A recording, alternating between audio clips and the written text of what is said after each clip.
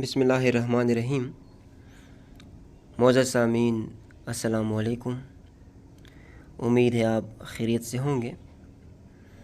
आज हम 3 अदबी इस्तिलाहात दबिस्तान, स्कूल ऑफ थॉट, रुझान, ट्रेंड और तहरीक, मूवमेंट से मुतालिक बात करेंगे। इनमें एक खफीफ सा फ़र्क पाया जाता है, कोशिश करते हैं कि उस फ़र्क को समझ सकें। सबसे पहले आते हैं दबिस्तान की तरफ, जिसको अंग्रेज़ी में स्कूल ऑफ थॉट कहा जाता है। दबिस्तान फ़ारसी का लफ्ज़ है जिसका मतलब है मकतब, नुक्ते नज़र, स्कूल। इस्तिलाह में इसका मतलब है कि जब शायर और अदीब एक मख़सूस इलाके की सियासी, समाजी, इक़्तिसादी और मुआशरती सूरत हाल और अक़दार से मुतासिर होकर एक मख़सूस तर्ज़ फ़िक्र और अंदाज़ नज़र अपनाते हैं तो दबिस्तान वजूद में आता है।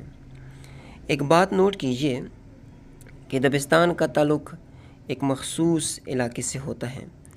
जिस तरह हम कहते हैं दबिस्तानी दिल्ली, दबिस्तान रामपुर, दबिस्तान लखनऊ, दबिस्तान लाहौर। और दूसरी बातें हैं कि दबिस्तान गैर शऊरी तौर पर वजूद में आता है, यानी इसमें शायरों और अदीबों की शऊरी कोशिश नहीं होती कि हमने इस किस्म का अदब तख़लीक़ करना है और इस किस्म का अदब तख़लीक़ नहीं करना है, बल्कि गैर शऊरी तौर पर अदब तख़लीक़ होता है। और उस अदब की तख़लीक़ की वजह उस इलाके की सियासी, समाजी, इक़्तिसादी और मुआशरती सूरत हाल होती है। दूसरी इस्तिलाह है रुझान, जिसको अंग्रेज़ी में ट्रेंड कहा जाता है।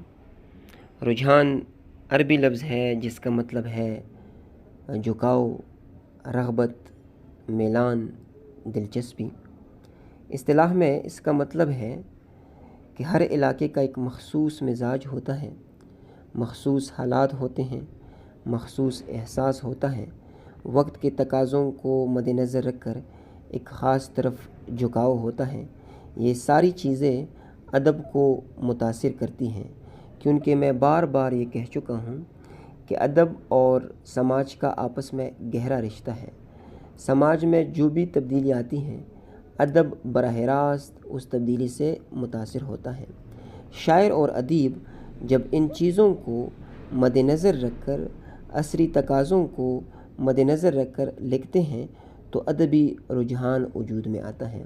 अदबी रुझान में शऊरी कोशिश भी होती हैं और गैर शऊरी कोशिश भी होती हैं। गैर शऊरी का मतलब ये है कि ऐसा भी होता है कि अदीबों का एक ख़ास तरफ फितरी झुकाव होता है, और कभी ऐसा भी होता है कि वो वक्त के और असरी तकाज़ों को मद्देनज़र रख कर एक ख़ास किस्म का अदब तख़लीक़ करते हैं। तीसरी इस्तिलाह तहरीक है, जिसको अंग्रेज़ी में मूवमेंट कहा जाता है। तहरीक भी अरबी ज़बान का लफ्ज़ है। तहरीक का मतलब ये है कि पहले हर तहरीक एक रुझान की शक्ल में होती है। रुझान जब तवाना हो जाती है, उसको तक़वियत मिलती है, तो एक तहरीक वजूद में आती है। तहरीक के लिए बाकायदा एक दस्तूर बनाया जाता है, मकसद मुतय्यन किया जाता है और एक आइडियोलॉजी के तहत अदब तख़लीक़ होता है।